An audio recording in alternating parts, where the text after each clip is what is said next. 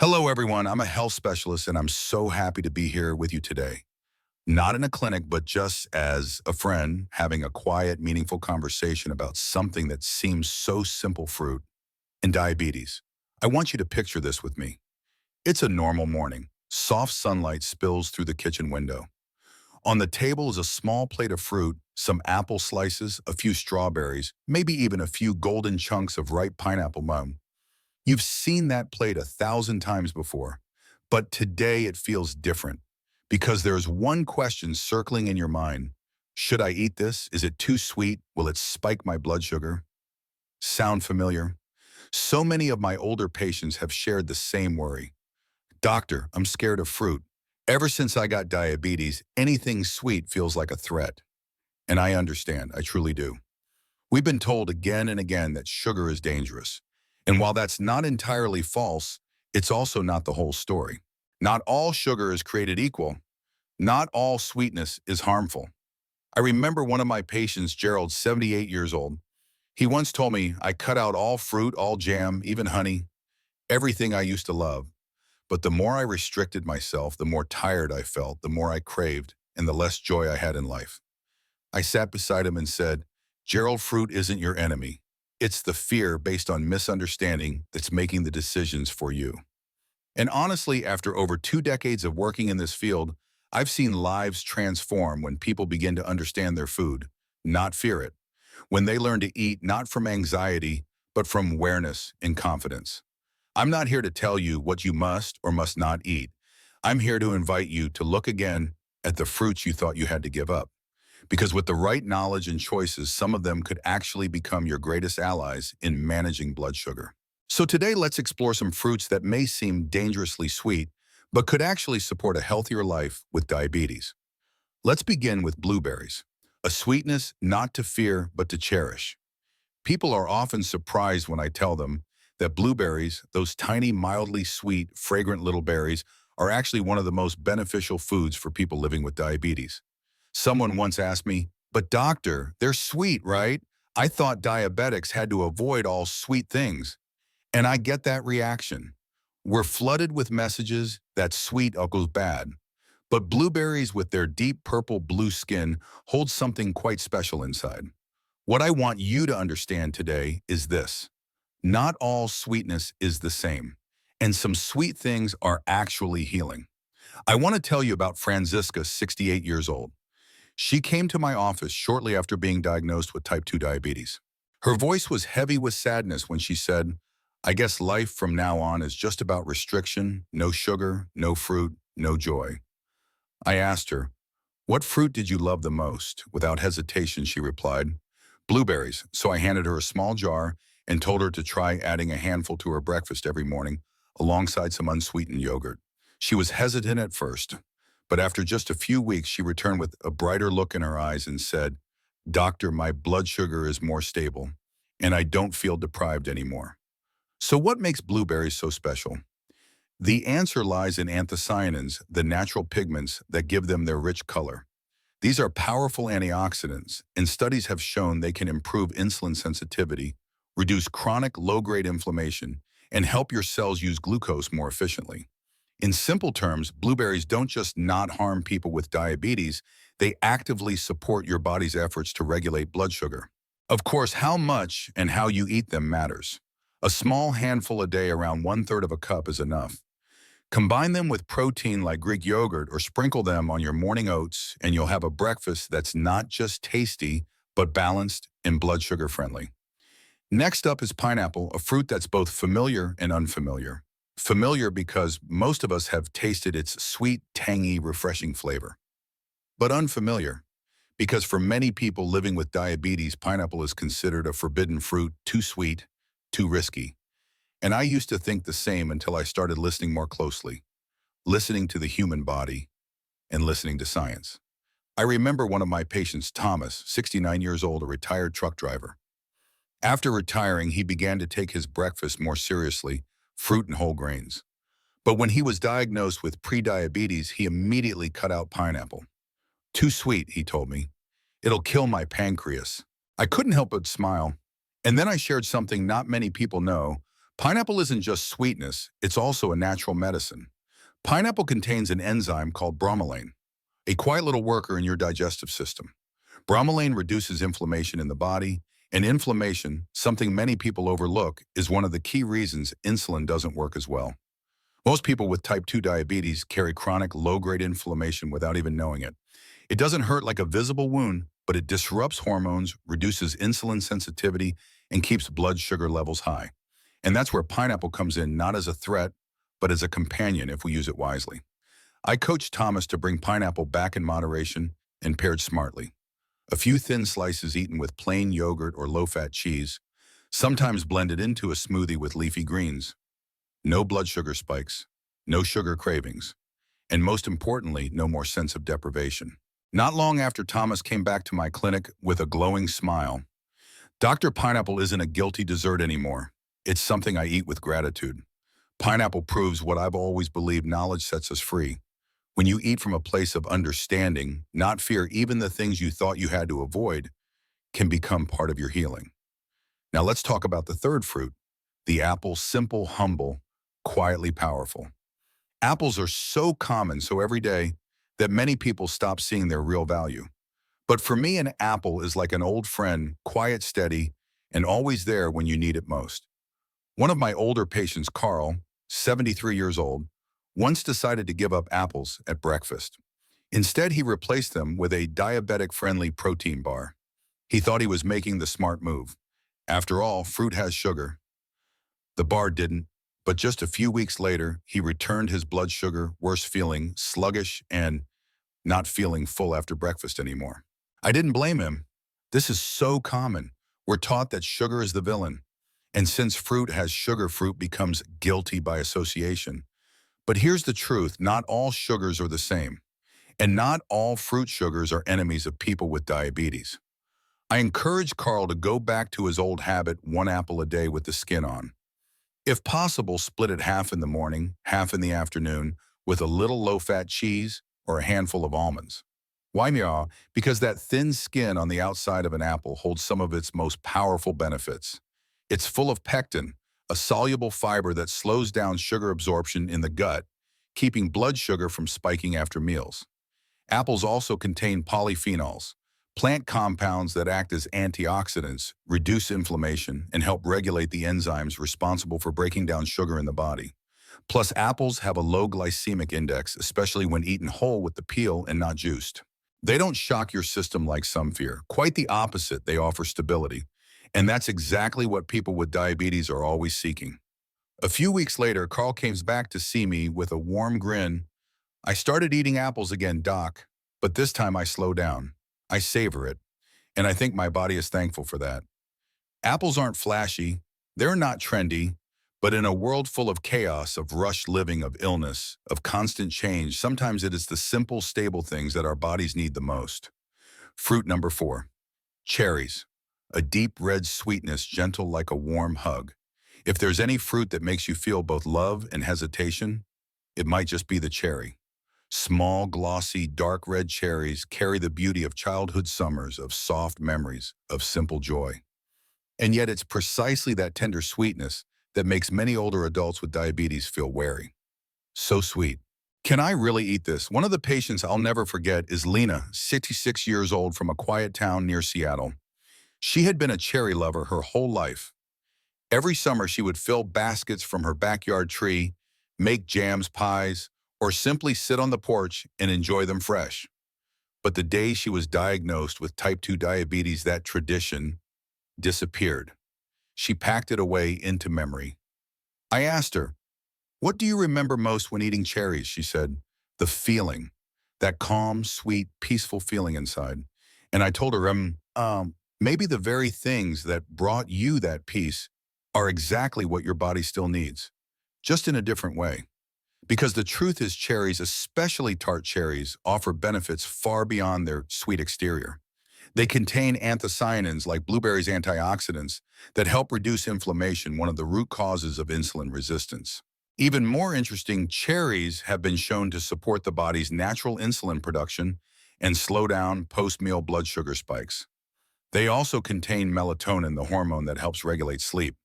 And with many people living with diabetes, poor sleep is the hidden culprit behind unstable blood sugar.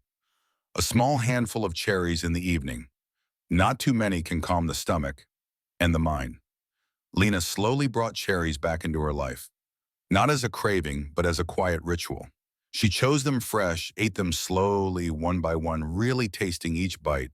She even made a small batch of unsweetened cherry compote to pair with plain yogurt, a blend of tradition and care. Because we don't always need to abandon the things that made us feel safe. What matters is not cutting them out completely, but learning to return to them slower, wiser, with more love for ourselves. Now let's talk about the pear, the fruit that doesn't need to shout to be remembered. Pears are not flashy like strawberries, not bold like grapefruit, not obvious like bananas. But in their softness, their gentle sweetness, their slightly grainy skin, I see something that reminds me of older adults, quiet, humble, yet filled with deep resilience. I remember Erica, now 71. She once told me that as a child, she used to pick pears from the tree in her grandmother's garden, crisp, cool pears that smelled of damp earth and sunshine. But after her pre-diabetes diagnosis, she avoided pears for 3 whole years. Too soft, too sweet, probably bad for my sugar, she said. One morning I sat with her and brought a pear sliced with a few drops of lemon juice and a sprinkle of walnuts. She hesitated, took a small bite, and I watched her eyes soften like meeting an old friend again after many years apart. I told her, and now I'm telling you, a pear is not just sweetness. It's a gentle kind of medicine for a body that's asking to be cared for. Pears have a low glycemic index, meaning the sugar in them enters the bloodstream slowly. They're rich in soluble fiber, which forms a gel in the gut, slowing down glucose absorption and helping stabilize blood sugar levels. But pears go even further. They contain flavonoids, plant compounds, that help improve insulin sensitivity. In simple terms, they help the body listen better to insulin, responding more effectively and reducing the risk of moving from prediabetes to full-blown diabetes. For many older adults, pears also offer another gentle advantage: they're easy to digest. Some of my patients struggle with digestive issues, constipation, sensitive bowels, and the pear quietly helps restore balance without strain. Pears aren't loud or trendy, they're a quiet companion. When you return to them with moderation, with understanding, you're not just eating a fruit, you're learning to reconnect with something that once nourished you and can do so again.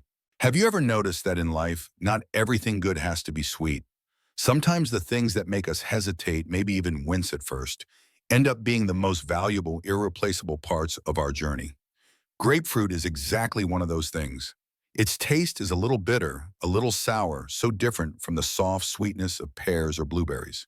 But hidden inside that sharp, tangy flavor is a quiet strength, a strength the diabetic body can deeply benefit from. I once cared for Mr. Thomas, a retired school teacher, 69 years old. One day his daughter brought him a box of grapefruits from Florida. He chuckled and said, "This stuff is too bitter, and with my diabetes, is it even safe?" I understood his hesitation, but I also knew in nutrition, what truly helps us isn't always about taste, it's about how things work inside us. I explained that grapefruit is actually very special. It contains a natural flavonoid called naringenin, which helps reduce inflammation, fight oxidative stress, and most interestingly, improve how effectively the body uses insulin. See, people with diabetes often live with a body that doesn't hear insulin clearly. Naringenin acts like a small loudspeaker. It amplifies the signal, helping cells respond better. It also slows down glucose absorption, so blood sugar doesn't spike quickly after meals. I guided Mr. Thomas to try eating half a grapefruit in the morning, paired with a little fresh cheese or unsweetened yogurt. At first, he made a face. It was still a strange taste, but slowly he got used to it. He started to describe it as a clear tone in his morning routine, something new yet pure. A few weeks later, he told me, "I never imagined that the thing I once found unpleasant would help me sleep better, keep my blood sugar steadier, and make me feel more awake and alert." That said, I always remind my patients, grapefruit can interact with certain medications, especially blood pressure meds or statins. So before making it a regular part of your routine, then always consult your doctor or pharmacist. Not all bitterness should be avoided. Sometimes the very thing that feels uncomfortable at first is the beginning of a powerful shift in our body and in how we see food. There's something I often say to my patients. You don't need to give up all sweetness. You just need to choose the right kind. And strawberries are one of those sweet things I trust deeply. They're not overpowering, not artificial, and the sweetness of a strawberry is soft, gentle, cooling, like learning to love yourself again after years of living with diabetes. I remember Miss Janice, 76 years old, living alone in a small retirement apartment. She once told me, I gave up all sugar, even red fruits. They said strawberries were sweet and sweet things should be avoided. I only let myself eat whole grain bread and cheese. She didn't say it angrily, but in her words I heard something deeper, a quiet sadness, a longing for the things that once made her feel alive. I brought her a box of fresh strawberries, perfectly ripe, lightly fragrant, skin firm, and bright red. I told her, these aren't your enemy. They're a gift from nature if we know how to receive them. And the truth is, strawberries have a very low glycemic index. Eating them doesn't spike blood sugar the way many people fear. They're also low in calories, and rich in vitamin C antioxidants and polyphenols plant compounds that help reduce inflammation and improve insulin sensitivity. I encourage Miss Janice to eat strawberries as a quiet treat, 3 to 5 berries at a time, eaten slowly, chewed mindfully, paired with unsweetened yogurt or a few walnuts. A snack that was as beautiful to look at as it was healing for her heart, her digestion, and her blood sugar. After a while, she sent me a handwritten note. Her handwriting was shaky, but her message touched me deeply. I found sweetness again, not from sugar, but from the feeling that I still get to enjoy the little things. Strawberries aren't indulgent. They're a reminder that living with diabetes doesn't mean living in deprivation. It means living with discernment, understanding, and still being full of the small joys that make life whole. And finally, we arrive at one of the most familiar fruits of all, the banana.